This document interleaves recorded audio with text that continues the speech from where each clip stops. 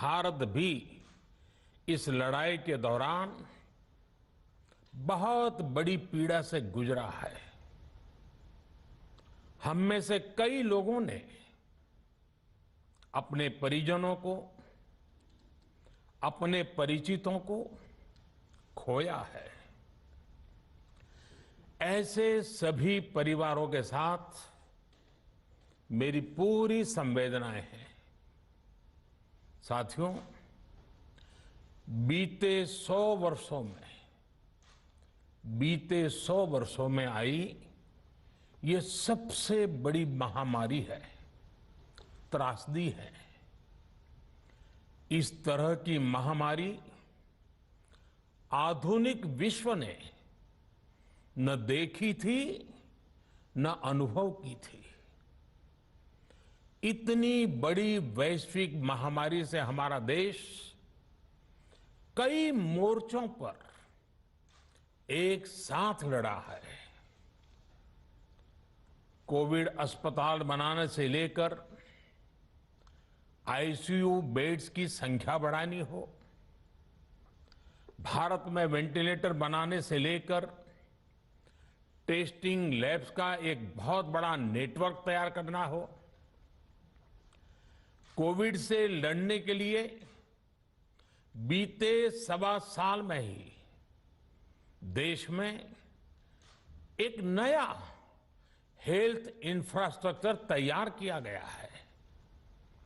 Second wave के दौरान अप्रैल और मई के महीने में भारत में मेडिकल ऑक्सीजन की डिमांड अकल्पनीय रूप से बढ़ गई थी।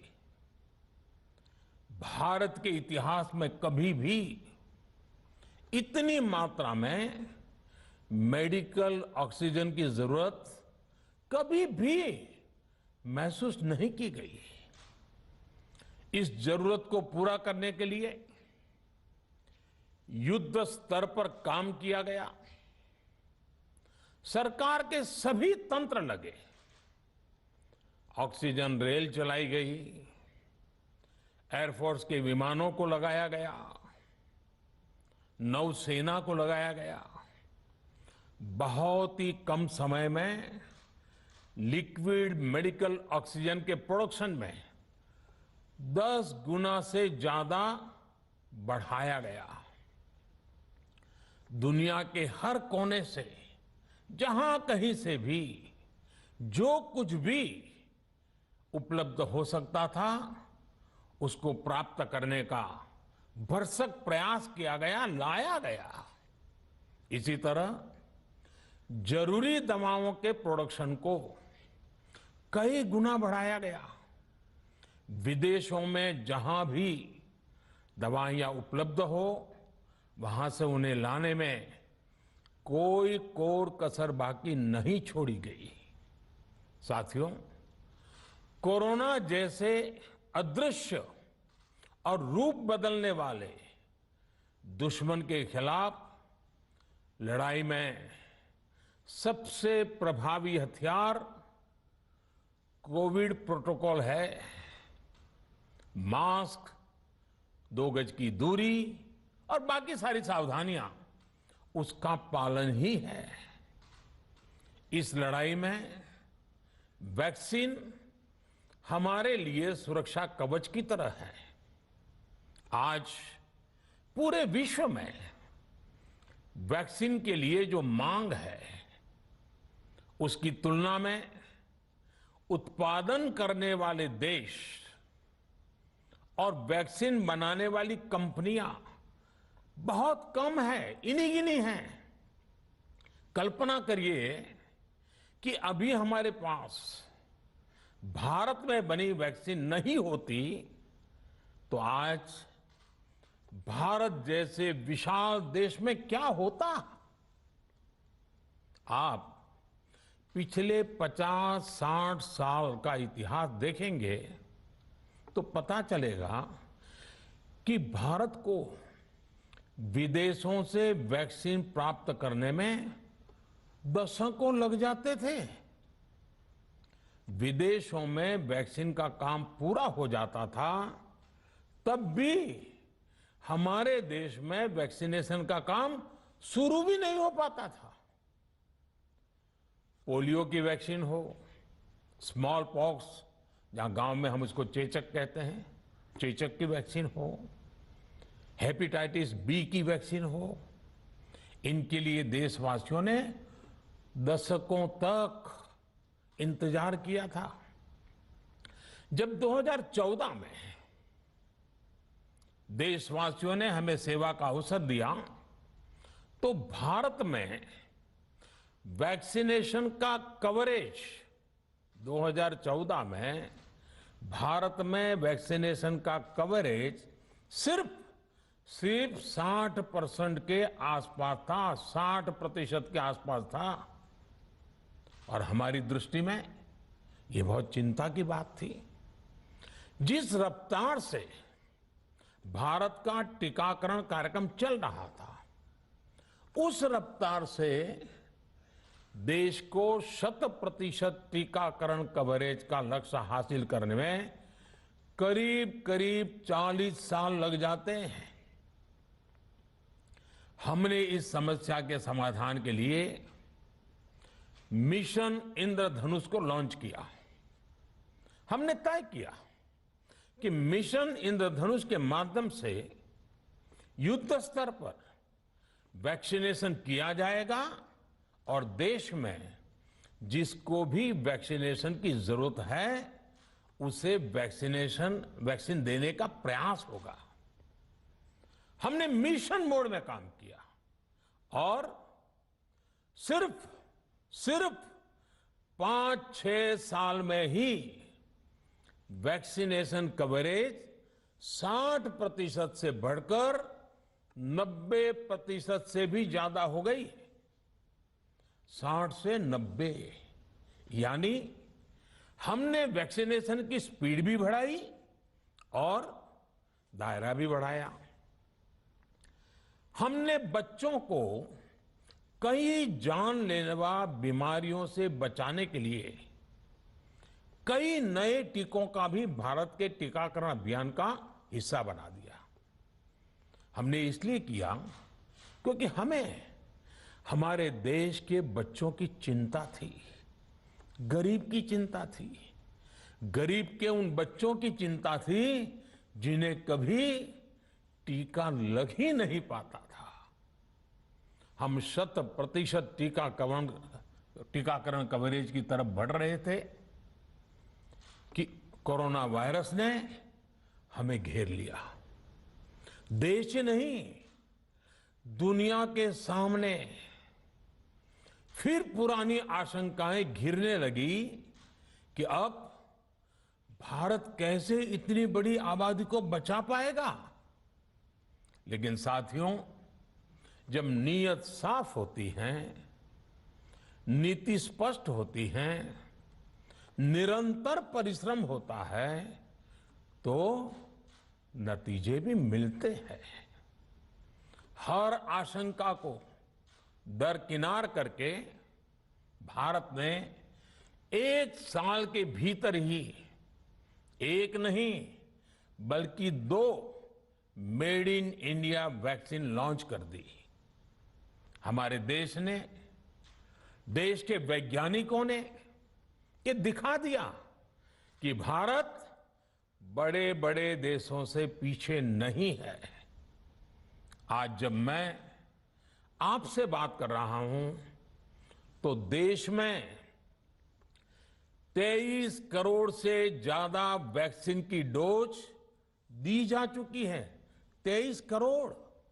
साथियों, हमारे यहां कहा जाता है, विश्वासेन सिद्धिः, विश्वासेन सिद्धिः, अर्थात हमारे प्रयासों में हमें सफलता तब मिलती है जब हमें स्वयं पर विश्वास होता है। हमें पूरा विश्वास था कि हमारे वैज्ञानिक बहुत ही कम समय में वैक्सीन बनाने में सफलता हासिल कर लेंगे। इसी विश्वास के चलते जब हमारे वैज्ञानिक अपना रिसर्च वर्क कर ही रहे थे, तभी हमने लॉजिस्टिक्स और दूसरी तैयारियां शुरू कर दी थी। आप सब भली भांति जानते हैं कि पिछले साल यानी एक साल पहले, पिछले साल अप्रैल में जब कोरोना के कुछ ही हजार केस थे, उसी समय वैक्सीन टास्क फोर्स का गठन कर दिया गया था। भारत में, भारत के लिए वैक्सीन बनाने वाली कंपनियों को सरकार ने हर तरह से सपोर्ट किया।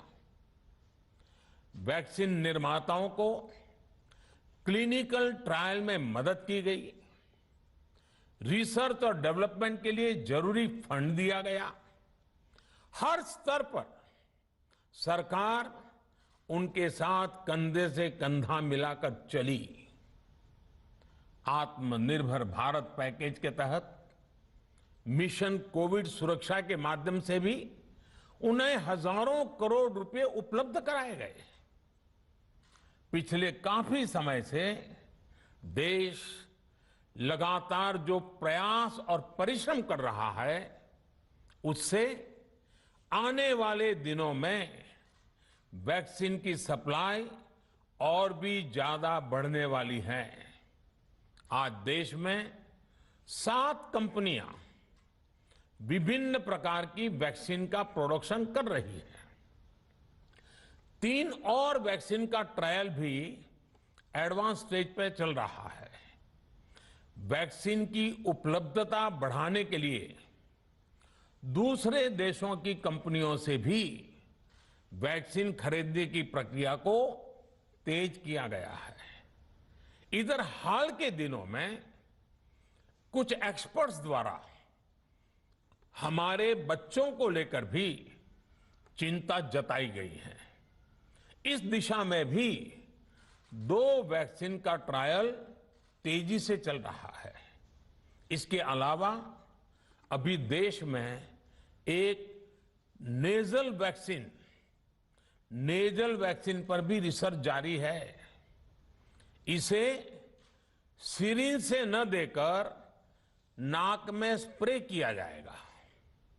देश को अगर निकट भविष्य में इस वैक्सीन पर सफलता मिलती है, तो इससे भारत के वैक्सीन अभियान में और ज्यादा तेजी आएगी।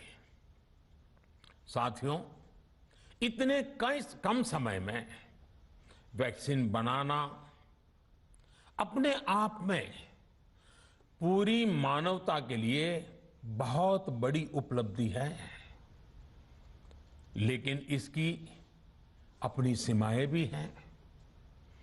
वैक्सीन बनने के बाद भी दुनिया के बहुत कम देशों में वैक्सीनेशन प्रारंभ हुआ और ज्यादातर समृद्ध देशों में ही शुरू हुआ। WHO ने वैक्सीनेशन को लेकर गाइडलाइंस दी। वैज्ञानिकों ने वैक्सीनेशन की रूपरेखा रखी और भारत ने भी जो अन्य देशों की बेस्ट प्रैक्टिसेस थी, विश्व स्वास्थ्य संगठन WHO के मानक थे, उसी आधार पर चरणबद्ध तरीके से वैक्सीनेशन करना तय किया। केंद्र सरकार ने मुख्यमंत्रियों के साथ हुई अनेकों बैठकों से जो सुझाव मिले, संसद के विभिन्न दलों के साथियों द्वारा जो सुझाव मिले, उसका भी पूरा ध्यान रखा। इसके बाद ही ये तय हुआ कि जिन्हें कोरोना से ज्यादा खतरा है, उन्हें प्राथमिकता दी जाएगी। इसलिए ही हेल्थ वर्कर्स, फ्रंटलाइन वर्कर्स, 60 वर्ष की आयु से ज्यादा के नागरिक, बीमारियों से ग्रसित 45 वर्ष से ज्यादा आयु के नागरिक, इन सभी को वैक्सीन पहले लगनी शुरू हुई है। आप कल्पना कर सकते हैं कि अगर कोरोना की दूसरी वेव से पहले हमारे फ्रंटलाइन वर्कर्स को वैक्सीन नहीं लगी होती तो क्या होता? सोचिए, हमारे डॉक्टर्स, नर्सिंग स्टाफ को वैक्सीन ना लगी तो क्या होता? अस्पतालों में सफाई करने वाले हमारे भाई बहनों को, एम्बुलेंस के हमारे ड्राइवर्स भाई बहनों को वैक्सीन ना लगी होती तो क्या होता? ज्यादा से ज्यादा हेल्थ वर्कर्स को वैक्सीनेशन होने की वजह से ही वो निश्चिंत होकर दूसरों की सेवा में लग पाए, लाखों देशवासियों का जीवन बचा पाए। लेकिन देश में कम होते कोरोना के मामलों के बीच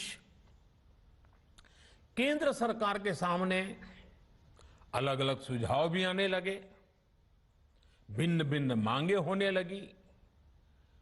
पूछा जाने लगा, सब कुछ भारत सरकार ही क्यों तय कर रही है? राज्य सरकारों को छूट क्यों नहीं दी जा रही है?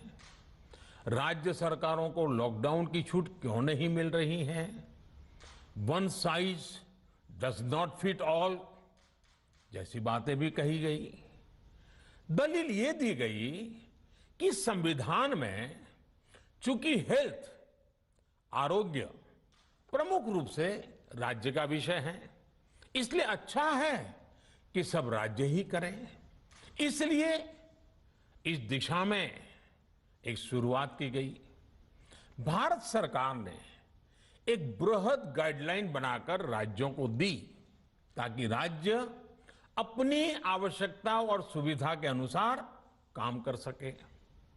स्थानीय स्तर पर कोरोना कर्फ्यू लगाना हो, माइक्रो कंटेनमेंट जोन बनाना हो, इलाज से जुड़ी व्यवस्थाएं हो, भारत सरकार ने राज्यों की इन मांगों को स्वीकार किया।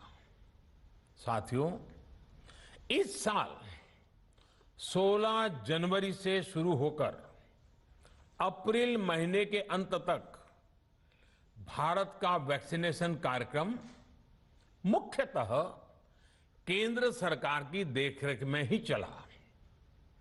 सभी को मुफ्त वैक्सीन लगाने के मार्ग पर देश आगे बढ़ रहा था। देश के नागरिक भी अनुशासन का पालन करते हुए अपनी बारी आने पर वैक्सीन लगवा रहे थे। इस बीच कई राज्य सरकारों ने फिर कहा कि वैक्सीन का काम डिसेंट्रलाइज किया जाए और राज्यों पर छोड़ दिया जाए। तरह तरह के स्वर उठे, जैसे कि वैक्सीनेशन के लिए एज ग्रुप क्यों बनाए गए। दूसरी तरफ किसी ने कहा कि उम्र की सीमा आखिर केंद्र सरकार ही क्यों तय करे। कुछ आवाजें तो ऐसी भी उठी कि बुजुर्गों का वैक्सीनेशन पहले क्यों हो रहा है। भांति भांति के दबाव भी बनाए गए।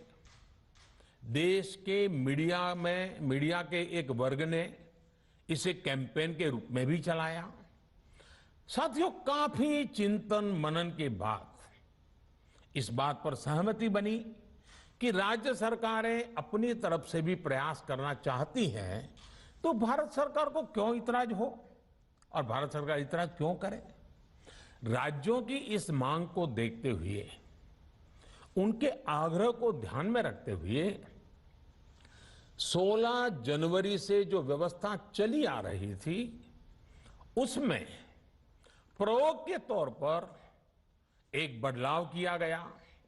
हमने सोचा कि राज्य ये मांग कर रहे हैं, उनका उत्साह है, तो चलो भाई 25% का काम उन्हीं को सुपुर्द कर दिया जाए, उन्हीं को दे दिया जाए। स्वाभाविक है 1 मई से राज्यों को 25% काम उनके हवाले कर दिया गया। उसे पूरा करने के लिए उन्होंने अपने अपने तरीके से प्रयास भी किए। इतने बड़े काम में किस तरह की कठिनाइयां आती हैं, ये भी उनके ध्यान में आने लगा। उनको पता चला पूरी दुनिया में वैक्सीन की क्या स्थिति है, इसकी सच्चाई से भी राज्य परिचित हुए। और हमने देखा, एक तरफ मई में सेकेंड वेव, दूसरी तरफ वैक्सीन के लिए लोगों का बढ़ता रुझान, और तीसरी तरफ राज्य सरकारों की कठिनाइयां। मई में 2 सप्ताह बीतते बीतते कुछ राज्य खुले मन से ये कहने लगे कि पहले वाली व्यवस्था ही अच्छी थी। धीरे धीरे इसमें कई राज्य सरकारें जुड़ती चली गई। वैक्सीन का काम राज्यों पर छोड़ा जाए। जो इसकी वकालत कर रहे थे उनके विचार भी बदलने लगे। एक अच्छी बात रही कि समय रहते राज्य पुनर्विचार की मांग के साथ फिर आगे आए। राज्यों की इस मांग पर हमने भी सोचा कि देशवासियों को तकलीफ ना हो, सुचारू रूप से उनका वैक्सीनेशन हो। इसके लिए 1 मई के पहले वाली, यानी 1 मई के पहले 16 जनवरी से अप्रैल अंत तक जो व्यवस्था थी, पहले वाली पुरानी व्यवस्था को फिर से लागू किया जाए। साथियों, आज ये निर्णय लिया गया है कि राज्यों के पास वैक्सीनेशन से जुड़ा जो 25% काम था, उसकी जिम्मेदारी भी भारत सरकार उठाएगी। ये व्यवस्था आने वाले 2 सप्ताह में लागू की जाएगी। इन 2 सप्ताह में केंद्र और राज्य सरकारें मिलकर नई गाइडलाइंस के अनुसार आवश्यक तैयारी कर लेंगी। संयोग है कि 2 सप्ताह बाद 21 जून को ही अंतर्राष्ट्रीय योग दिवस भी है। 21 जून सोमवार से देश के हर राज्य में 18 वर्ष से ऊपर की उम्र के सभी नागरिकों के लिए भारत सरकार राज्यों को मुफ्त वैक्सीन मुहैया कराएगी। वैक्सीन निर्माताओं से कुल वैक्सीन उत्पादन का 75% हिस्सा भारत सरकार खुद ही खरीदकर राज्य सरकारों को मुफ्त देगी। यानी देश की किसी भी राज्य सरकार को वैक्सीन पर कुछ भी खर्च नहीं करना होगा। अब तक देश के करोड़ों लोगों को मुफ्त वैक्सीन मिली है। अब 18 वर्ष की आयु के लोग भी इसमें जुड़ जाएंगे। सभी देशवासियों के लिए भारत सरकार ही मुफ्त वैक्सीन उपलब्ध करवाएगी।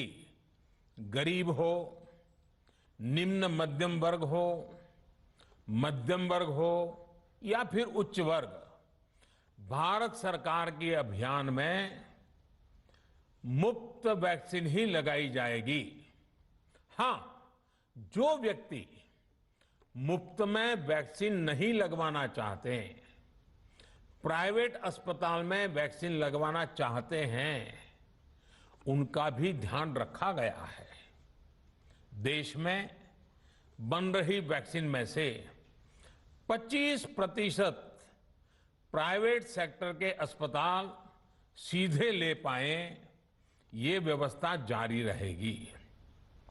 प्राइवेट अस्पताल वैक्सीन की निर्धारित कीमत के उपरांत एक डोज पर अधिकतम 150 रुपये ही सर्विस चार्ज ले सकेंगे। इसकी निगरानी करने का काम राज्य सरकारों के पास ही रहेगा। साथियों, हमारे शास्त्रों में कहा गया है, प्राप्य आपदम न व्यथते कदाचित, उद्योगम अनु इच्छति चा प्रमत्तः। अर्थात विजेता आपदा आने पर उससे परेशान होकर हार नहीं मानते, बल्कि उद्यम करते हैं, परिश्रम करते हैं और परिस्थिति पर जीत हासिल करते हैं। कोरोना से लड़ाई में 130 करोड़ से अधिक भारतीयों ने अभी तक की यात्रा आपसी सहयोग, दिन रात मेहनत करके तय की है। आगे भी हमारा रास्ता हमारे श्रम और सहयोग से ही मजबूत होगा। हम वैक्सीन प्राप्त करने की गति भी बढ़ाएंगे और वैक्सीनेशन अभियान को भी और गति देंगे। हमें याद रखना है कि भारत में वैक्सीनेशन की रफ्तार आज भी दुनिया में बहुत तेज है, अनेक विकसित देशों से भी तेज है। हमने जो टेक्नोलॉजी प्लेटफॉर्म बनाया है कोविन, उसकी भी पूरी दुनिया में चर्चा हो रही है। अनेक देशों ने भारत के इस प्लेटफॉर्म को इस्तेमाल करने में रुचि भी दिखाई है। हम सब देख रहे हैं कि वैक्सीन की एक एक डोज कितनी महत्वपूर्ण है। हर डोज से एक जिंदगी जुड़ी हुई है। केंद्र सरकार ने ये व्यवस्था भी बनाई है कि हर राज्य को कुछ सप्ताह पहले ही बता दिया जाएगा कि उसे कब कितनी डोज मिलने वाली है। मानवता के इस पवित्र कार्य में वाद विवाद और राजनीतिक छींटाकशी से ऐसी बातों को कोई भी अच्छा नहीं मानता है। वैक्सीन की उपलब्धता के अनुसार पूरे अनुशासन के साथ वैक्सीन लगती रहे, देश के हर नागरिक तक हम पहुंच सके, ये हर सरकार, हर जनप्रतिनिधि, हर प्रशासन की सामूहिक जिम्मेदारी है। प्रिय देशवासियों, टीकाकरण के अलावा आज एक और बड़े फैसले में, उस फैसले से मैं आपको अवगत कराना चाहता हूं। पिछले वर्ष जब कोरोना के कारण लॉकडाउन लगाना पड़ा था, तो प्रधानमंत्री गरीब कल्याण अन्न योजना के तहत 8 महीने तक 80 करोड़ से अधिक देशवासियों को मुफ्त राशन की व्यवस्था हमारे देश ने की थी। इस वर्ष भी दूसरी वेव के कारण मई और जून के लिए भी इस योजना का विस्तार किया गया था। आज सरकार ने फैसला लिया है कि प्रधानमंत्री गरीब कल्याण अन्न योजना को अब दीपावली तक आगे बढ़ाया जाएगा। महामारी के इस समय में सरकार गरीब की हर जरूरत के साथ उसका साथी बनकर खड़ी है। यानी नवंबर तक 80 करोड़ से अधिक देशवासियों को हर महीने तय मात्रा में मुफ्त अनाज उपलब्ध होगा। इस प्रयास का मकसद यही है कि मेरे किसी भी गरीब भाई बहन को, उसके परिवार को भूखा सोना ना पड़े। साथियों, देश में हो रहे इन प्रयासों के बीच कई क्षेत्रों से वैक्सीन को लेकर भ्रम और अफवाहों की जानकारी चिंता बढ़ाती है। ये चिंता भी मैं आपके सामने व्यक्त करना चाहता हूं।